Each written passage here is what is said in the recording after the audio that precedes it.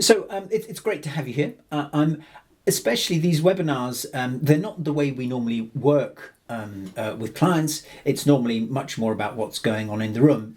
And yet I'm very keen that you get something out of it, and more than just information. I'd like to challenge you on some of the basics, some of the basic assumptions, some of the basic habits that you have around feedback. Feedback is such a cliche, it's such a worn out word that actually, for some people, it's even lost its meaning entirely.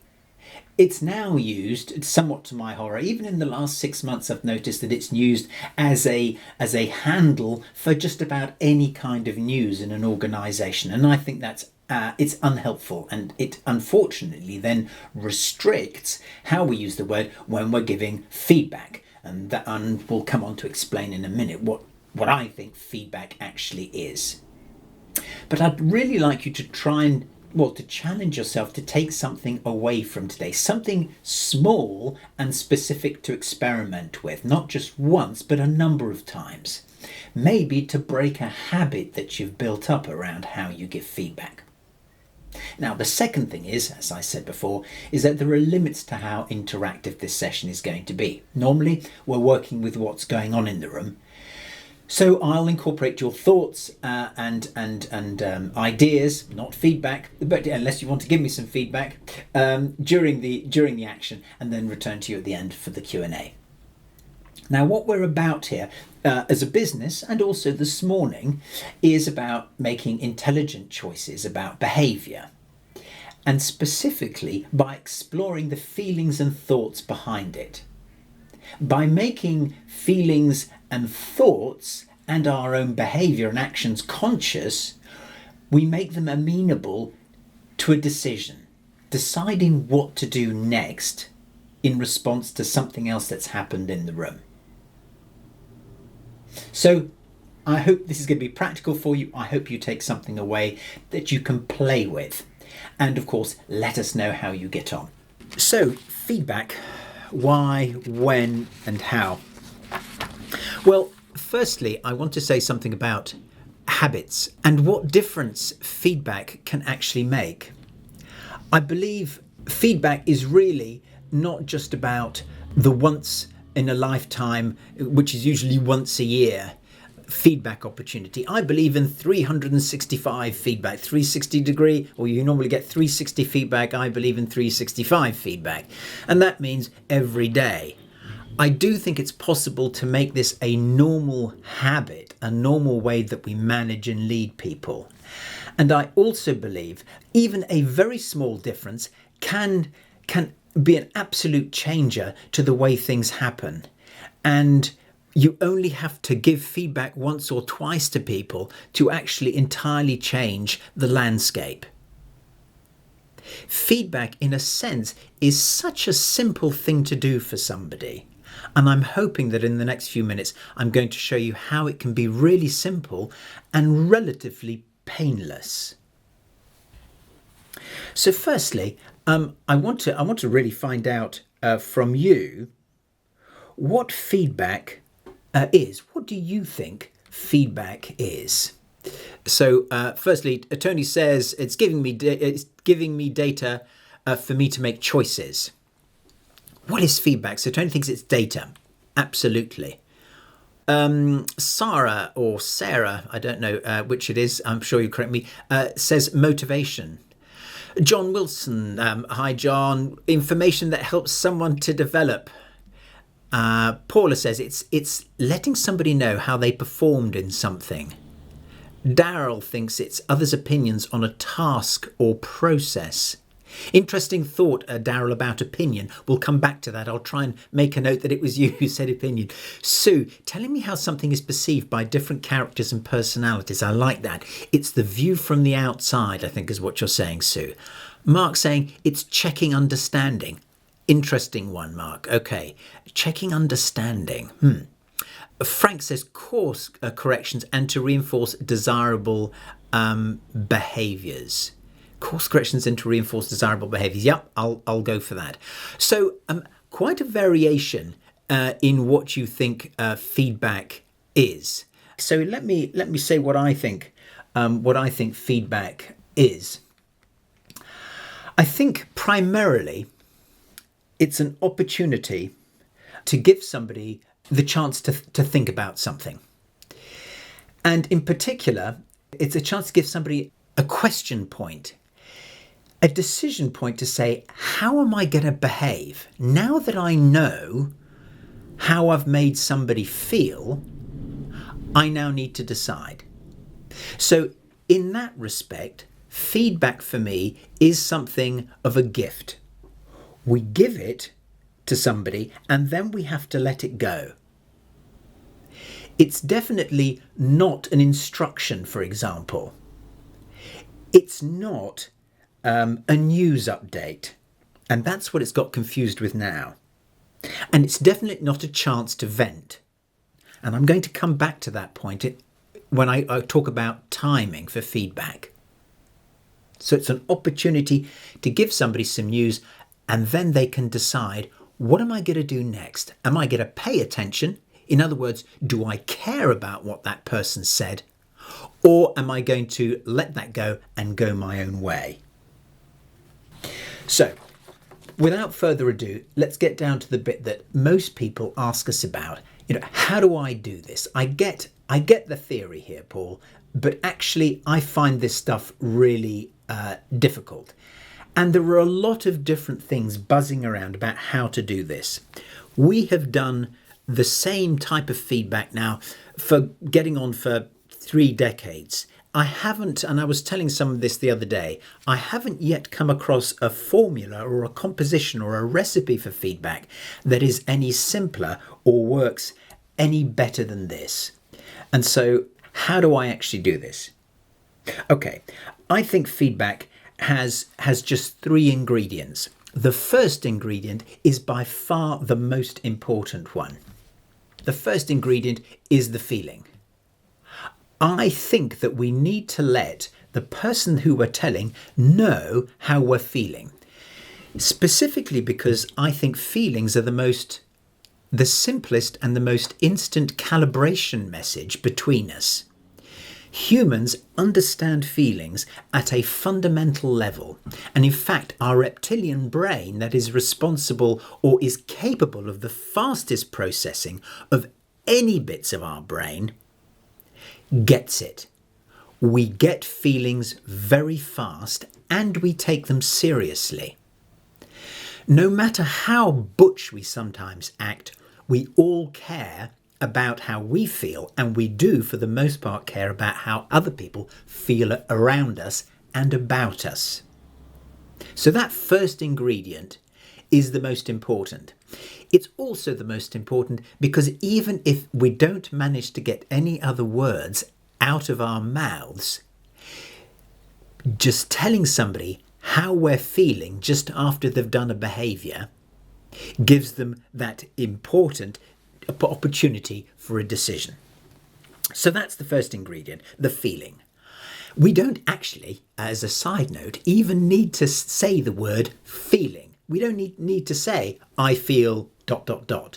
We can just say, I'm surprised, I'm pleased, I'm satisfied, I'm relieved, I'm grateful, I'm frustrated, I'm irritated, I'm annoyed. It's a brilliant psychological shortcut. Okay, so here is the second ingredient for feedback. And the second ingredient is the what about. We need to tell the person what we are having that feeling about. What has just happened or what have they just said that has provoked that feeling in us. Now, a point of clarity here.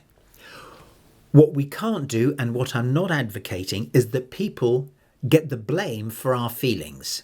And there's a subtle distinction here. What I'm against is me saying to you, you made me feel annoyed, or you made me feel worried when you did blah, blah, blah. It's not that they made me feel or you made me feel something. The point here is that I felt that way when I saw you do that. It's a combination between us. So I'm not blaming you for my feeling. I'm saying it's what happened when you did that thing, that action, that behaviour. And that's an important distinction, I think, to keep this feedback process healthy. It's important also to be really specific about what it is that's just happened that has got me feeling that way, that has provoked that reaction in me. And the third is the why. Now let me explain this, because sometimes people struggle with this a bit. Why has that action here had that effect on me? So let me give you a few running examples. I was pleased when you answered that question from the client in the meeting, because I wouldn't have known what to say. I was relieved when you kept your speech short. Incidentally, not what happened at a prize giving I went to last night at my daughter's school, but there we go. I was pleased? I was pleased or relieved when you kept that speech short, because it meant that everybody had plenty of time to think afterwards. Okay, some downsides. I was worried when you left it so late to arrive at the meeting, because it gave us no time to prepare. I'm frustrated that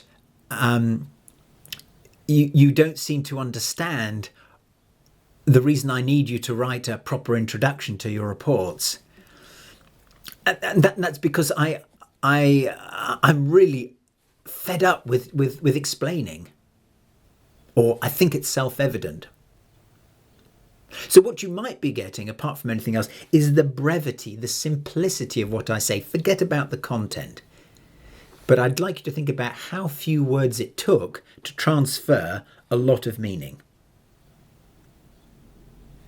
Now, one of the things that I get asked more than anything when I introduce this particular way of giving feedback, well, there's a couple of things. One, is that it? And people then, what they tend to do is carry on talking. So what I say to them is, for goodness sake, trust the process, trust that this works until you can find out for yourself. So go out and try it, but pause. The pause, and I'm going to tell you what goes into the pause, is an opportunity for them to really think about what you've said. It's not just a pause for effect or for drama. It's an essential component, because in pausing, we stop loading them with information and they have an opportunity to reflect. So that's the first thing we get asked a lot. The second thing we get asked a lot is, why feelings and not facts? Because, we're all about facts. And I think if you tell somebody when you came in at, just before the meeting started, it was very inconvenient. Fact. People looked at you. Fact. I don't think that has the impact. And I'll tell you why. Because when it comes to the difference between feelings and fact, in a situation like this, the fact that it's a truck and the fact that it's red is not the most important thing. The important thing is that it's frightening and that we need to get out of the way. The feeling is the important bit. That's the thing that gets the reaction. Facts are arbitrary. We may choose to pay attention to the fact or not. People can argue with facts. I don't want people to argue with my feedback. I just want them to get it at a human level and then to have to think about it. I'm not forcing them to do it, but I do want to make it really easy for them to think. So, we've figured out that feedback's very simple. We've hopefully figured out that actually the feelings are at the crux of this feedback situation. We're giving somebody an instant way of calibrating how serious we are. And then we're giving them a chance, we're giving them a precious piece of silence to just think.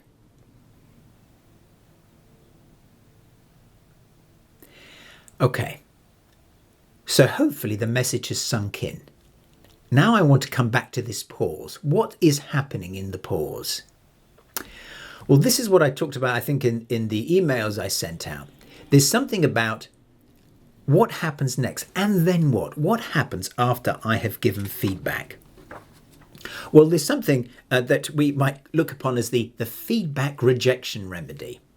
When somebody gets a transplant of information or a transplant, there's a possibility that they will reject it, or at least that they will have a reaction while they're thinking that makes it look like they're rejecting it. What's important here is that people, whilst they're reacting, whilst they're deciding, will give off a lot of signals. They may have a lot of feelings. And if we want to be really helpful, we can help them with those feelings. And here's how. People who've been hanging around me for a little while won't be surprised at what I put up next. For me, it's about really paying attention not to what they say and the noise that they make, but primarily to how they feel or how they seem to be feeling. So again, it's going back to the feeling. The feeling being that very quick, instant decision about whether something's going well or badly out there in my world. So as soon as possible, as soon as last word, in fact, whilst the words are coming out of my mouth, if I've got a bit of headspace, I'm looking and seeing, how's this landing? How's she feeling now? What effect is this having? She's shocked, surprised, worried, embarrassed. The second thing I'm trying to figure out is, what is that feeling about? Is it about the fact that I've given feedback at all? Is it about the novelty of it? Maybe they didn't expect anybody to say it, or they'd never got that piece of feedback before. And if I'm really firing on all cylinders, I'm also trying to figure out, so why is that so important? Why is that thing here giving them that feeling here? And then I say it out loud. You seem surprised. You seem disappointed. You seem annoyed. You seem worried that I've brought the question of timing up. You seem embarrassed that I've sort of called you on that. Actually, very often, these first two bits are enough. In listening to somebody like that, in paying attention to somebody like that, it gives them the chance to explain where they are, and they don't have to be embarrassed about having the reaction. If they're not embarrassed about having the reaction, that gives them that essential headspace in which to think. And that's what we're trying to do. We're inviting somebody to think about the impact of their behaviour. And this helps. Now, that's a fair amount to take in there. And incidentally, when we're running programs, we would typically spend quite a few hours just on this piece here. And what we would normally call this is listening with empathy. This business of tuning into the other person. Please come back to me if you want to know more about that. I think it is an incredibly powerful way of being. I don't regard it as a skill. I don't regard it as a tool. I think it's a mindset. It's a possibility that I have of giving something to the person more than feedback. I'm giving them a sounding board, a safe place to think. I think empathy is tremendously powerful in lots of different scenarios. I can come back to that if you want me to. So that's the and then what bit. Okay, so now we get on to when. When do I do this? Well, for me, there are a couple of things that guide me, and here's probably the most important bit. Inside us, this is a rudimentary circuit diagram. I hope you recognise it from your GCSE or O-level physics, or even or earlier than that. Engineers amongst you will probably already have guessed that there's a little piece missing here, so I'm going to put it in there for the pedants amongst the audience. There we are. It's even got a power source now. So anyway, you will probably know that we have billions of neural circuits inside us. This is just one of them. Look upon this as a sort of metaphorical master circuit. So why am I showing you this? I'm showing you this because this determines, this circuit, this metaphorical circuit, and our very real circuits determine how capable we are of thinking straight. So this light bulb here, we could say, represents our ability to think. This one here represents our ability to communicate. When this circuit is working all right and it's powered by feelings as well as thoughts, that's great. Now, let's say I'm annoyed with you. If I'm annoyed with you, the chances are that my circuit breaker down here is probably going to go pop, which it's supposed to do. And when I have this neural stoppage, as it were, my ability to communicate and maybe even more importantly to think straight is either diminished or can go altogether. And that's very bad news if I'm trying to give you calm or even impassioned feedback, but in a way that I'm very conscious of the effects of my behaviour. So I need to be in a good state of mind to give feedback. And if I am too emotional, I won't be. I won't be communicating properly and I won't be thinking straight. So I need to make sure that I am psychologically, emotionally in a good enough place, not flatline, but in a good enough place to give my feedback in a way which doesn't come across as angry and overly emotional. So that's the first decision point for me. When I'm asking myself, shall I give feedback now? I ask myself, am I in the right mood? Am I too emotional or am I pretty much okay? Is it going to come across as venomous or is it going to come across as thought through and maybe with some emotion in there, but not too much? Okay, the second thing I need to ask myself, it's actually not so much a question as an imperative. I think feedback needs to happen really quickly after the event, both the positive event or a negative event. And here's why. I believe that just after the event, at this point here perhaps, feedback is really clear. But as the minutes pass, what will happen is that people will be remote from the event, from the behaviour that they did, and they won't actually remember what they did. And because you're not probably carrying a video camera to film them, you won't be able to remind them what it was like and what happened.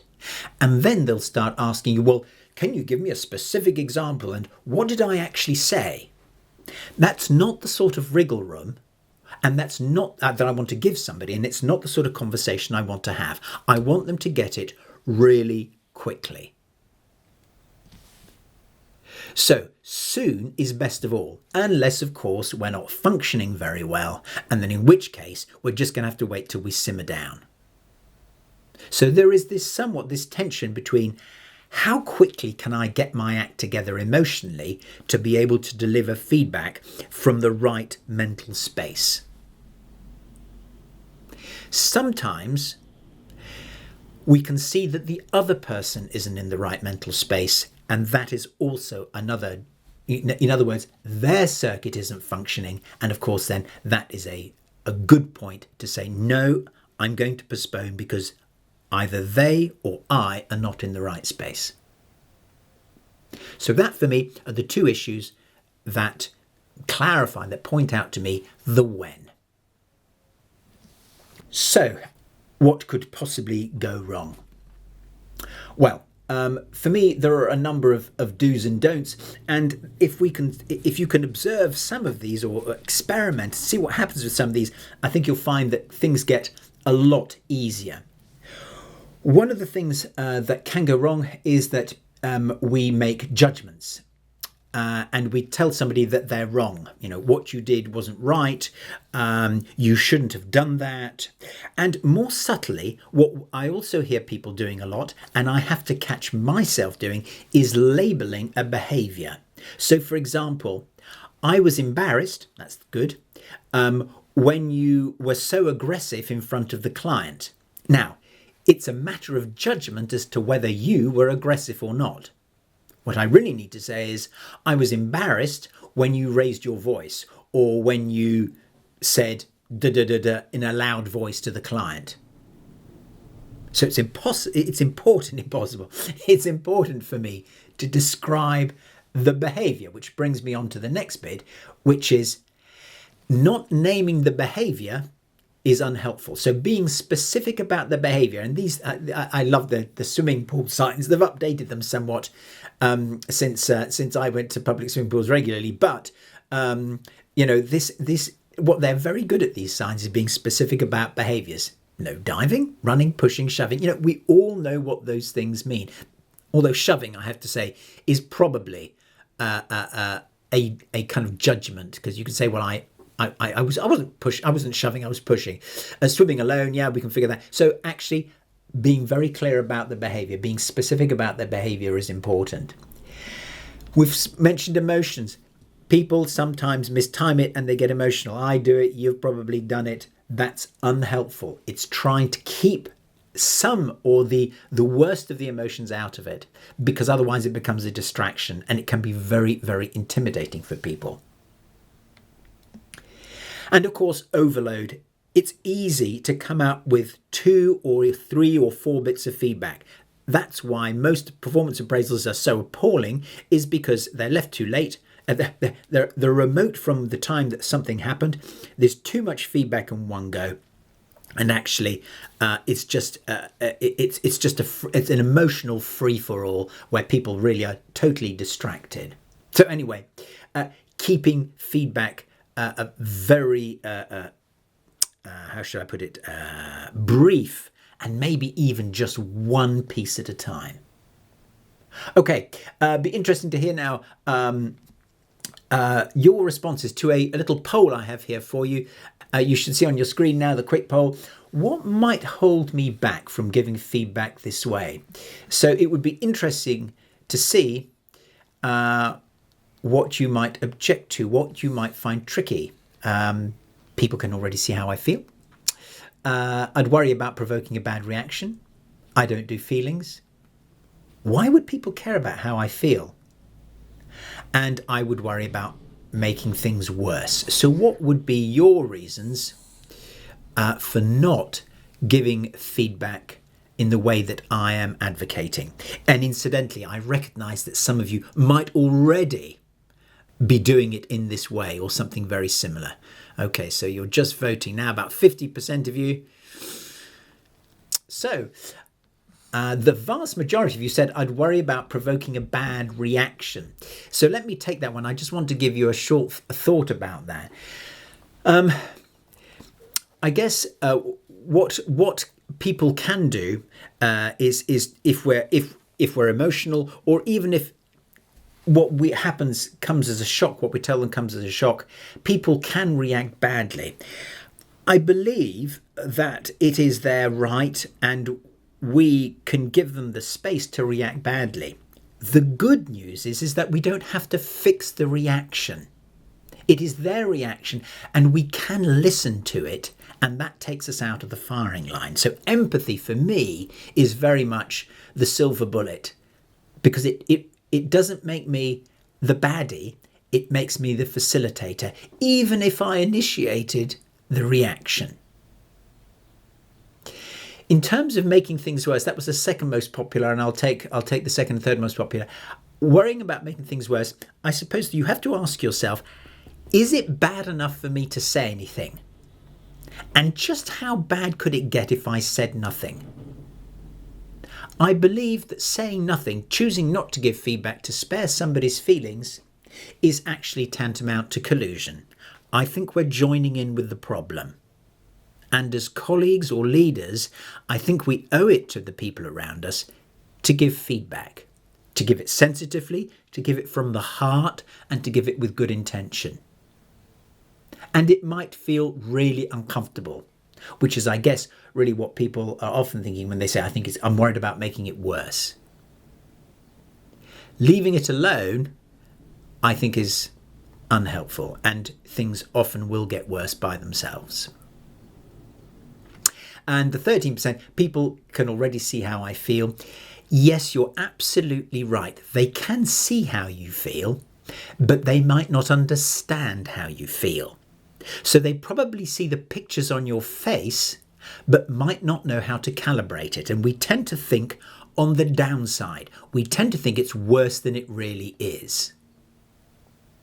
So allowing somebody to see our reaction without explaining it gives people the chance to get the wrong end of the stick about us.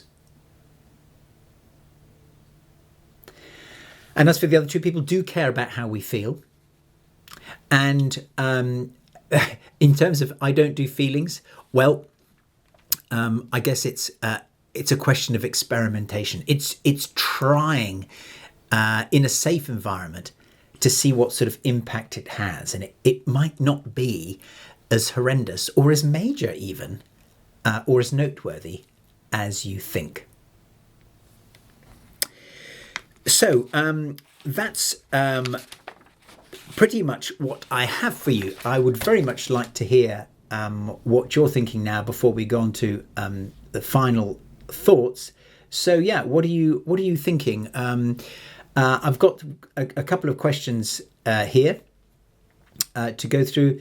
So yes, your thoughts and reactions.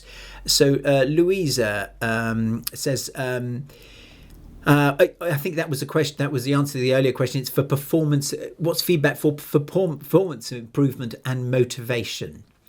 So Andy says, hi Paul, so I have an individual who is often not in the right frame to receive feedback. I have to go in to avoid leaving it too long. What tips do you have to handle that? That's a good one, Andy. This person doesn't seem to ever be in the right frame of mind for feedback. For me, it's very much the listening piece, and perhaps inquiring after their feelings or empathizing with them up front is also an option. I think actually empathizing with a person to start with is probably a good way to start, because maybe they're not feeling as bad as you think, and maybe they are in a reasonable frame of mind, and then you can get going on your feedback. So empathy is where I'd start. You seem a bit gloomy today. You seem worried. You look very involved in that task. It's almost saying, look, I've noticed where you are. Can I have permission to continue the conversation? So that's what I would say to that one. Thank you very much indeed, Andy. Sarah, if a manager is nervous to give feedback because he doesn't deal well with negative emotions from the employee and therefore doesn't give them at all, how can I in HR help him to see the benefit of giving feedback, in your opinion? Well, I tell you what you could do, which is a bit sneaky, but you might like it, is to actually try it out on him. So give him feedback about, maybe you can give him feedback about something positive, and then give him feedback about the fact that you're worried, or the fact that you have some sort of, you're worried, or you're frustrated that he doesn't give feedback with feelings, or doesn't give feedback at all. And then when you've dealt with his reaction, and he might say, oh, well, blah, blah, blah, blah, you can then ask him, did you notice that I gave feedback that had feelings in it? Or what did you think of that kind of feedback? So you're proving the point by actually running a test with him. But a genuine test with feedback that really means something. So you might want to try that out. Anybody else? Louise says thanks, and Sarah thinks I'm sneaky, but she liked it. Okay, so there we are. Final thoughts. Now, just before we finish off, it's 10:15, and so as promised, my last couple of thoughts. So the first one is be really specific about the behaviour. That come out of the second one. The first one is, of course, remember to put that feeling in there. That's the most important bit. And lastly, pause. The pause isn't for effect. It's to give people the opportunity to think, to process, and to make that decision. Next month, we're not having a webinar. In fact, we take July and August off, and I'll be back in September with listening. And that's going to be about that sort of and what happens next bit. I think listening is a huge enabler, and it's actually looking at how feelings, as much as anything, can get in the way. I'm also going to go into the difference between showing somebody empathy and sympathising with them. And I'm also going to explain some of the applications, troubleshooting, helping to pull a team together, selling concepts and things. So a huge amount in listening, and I'll be coming back to you in September. There'll be a blog, of course, and also the odd 2-minute model coming your way really soon. Cheat sheet will come out in the next couple of days. So if you didn't get many notes down, that'll be coming into your inbox. Have a terrific weekend, whatever you chose to vote, and I hope the sun comes out where you are. Bye for now.